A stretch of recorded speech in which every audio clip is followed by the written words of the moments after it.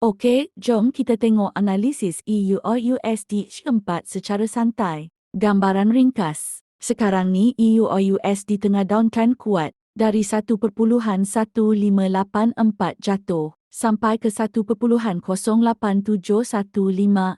Trend masih bearish. Tapi dia tengah tight support. Maybe nak bounce, maybe nak sambung jatuh. SNR penting. Support kuat. 1.08715,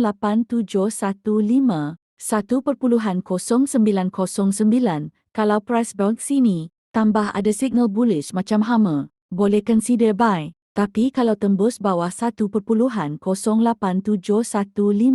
next support maybe kat 1.08. Resistance kuat 1.13754, 1.1434.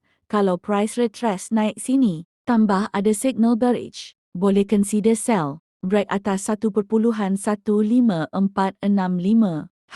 Itu tanda besar trend nak reverse. Stop ringkas. Buy plan. Tunggu bounce kat 1.08715. Target 1.09465. 1.0984. 1.085. Sell plan. Tunggu price naik test 1.13754. Target 1.1284. 1.1209. Atas 1.14715. Tips laju. Jangan gopoh tunggu signal jelas. Risk management wajib. Jangan all in satu entry. Ingat trade ikut plan, jangan ikut nafsu.